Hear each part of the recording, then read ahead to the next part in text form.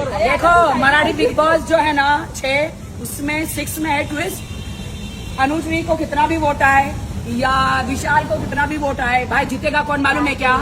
राखी सावंत का प्यार।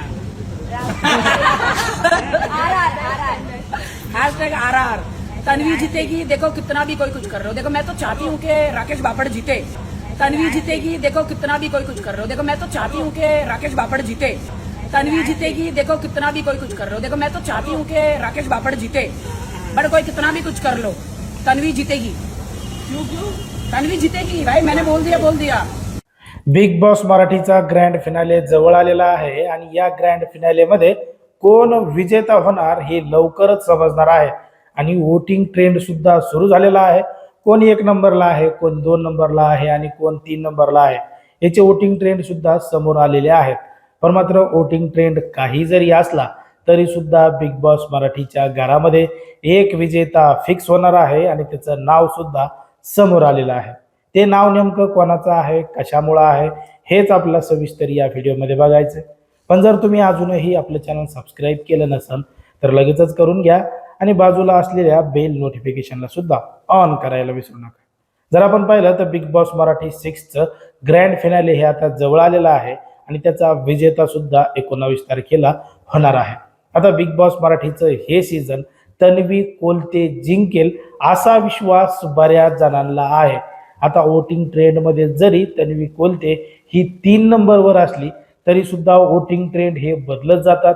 तन्वी पुन्हा 1 नंबरला येईल आणि बिग बॉसचा विजेता होईल असं राज्यातल्या अनेक लोकांना वाटतं।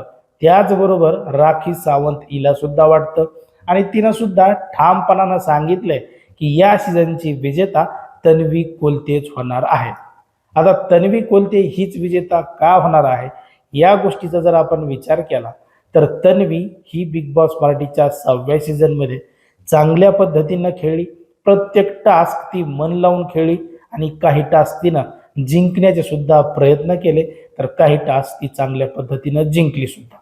मग तन्वी टास्कमध्ये सुद्धा नंबर 1 दिसली, घरामध्ये मुद्दे मांडायला सुद्धा नंबर 1 दिसली, घरामध्ये भांडण करायला सुद्धा नंबर 1 दिसली आणि तन्वीनं तिचा एक स्वतःचा ग्रुप बनवल्यामुळं ती त्या ठिकाणी टीम लीडर सुद्धा दिसली।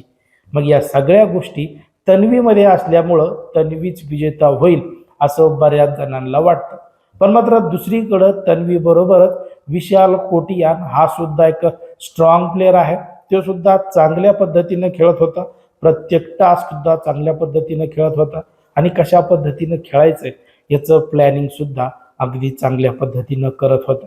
पण मात्र विशाल हा दुसऱ्याच्या खांद्यावर बंदूक ठेवून खेळतो असा आरोप सुद्धा त्या घरामध्ये विशाल कोटियानवर झाला। कारण की विशालची जी काही टोळी होती त्या टोळीमधले बरेच सदस्य हे विशालमुळेच घराबाहेर गेले। विशालशिवाय त्यांचा गेम दिसत नव्हता, म्हणून विशालमुळेच ते घराबाहेर गेलेले आहेत असं बऱ्याच जणांचं म्हणणं आहे। म्हणून विशाल हा गेम जिंकणार नाही असं सुद्धा काही जणांना वाटतं। पण मात्र तो सुद्धा रेसिंगमध्ये आहे, तो सुद्धा जिंकू शकतो अशा सुद्धा भावना काही जणांच्या आहेत। आता तिसरं नाव येतं ते म्हणजे अनुश्री मानेचं। अनुश्री मानेला वोटिंग चांगल्या पद्धतीनं येते। अनुश्री माने ही बिग बॉस मराठीच्या 6व्या सीझनची विजेता येईल असं बऱ्याच जणांना वाटतंय। कारण की अनुश्री सुद्धा पहिल्यापासून चांगल्या पद्धतीनं खेळते, इंडिव्हिज्युअल स्वतःसाठी खेळते। ती कोणाच्या खांद्यावर बंदूक ठेवून खेळत नाही, ती कोणाच्या पाठीमागं राहून खेळत नाही। तिला ज्या पद्धतीनं खेळायचं होतं ती स्वतःच्या जीवावर त्या ठिकाणी खेळलेली आहे आणि जे काही बोलायचं आहे ती स्पष्टपणानं बोललेली सुद्धा आहे। तिला काय पटतंय काय नाही पटत हे तिनं त्या ठिकाणी बोलून दाखवलेलं आहे।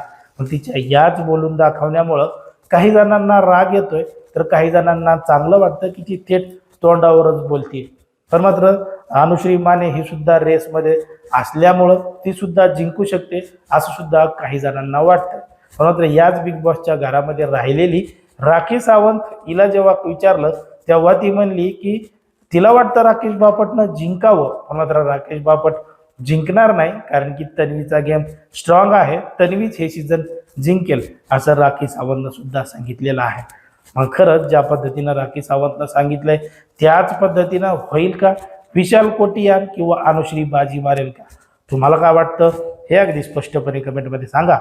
आणि अशाच पद्धतीचे नवनवीन व्हिडिओ पाहण्यासाठी आपल्या चॅनलला लगेच सबस्क्राईब करायला सुद्धा विसरू नका.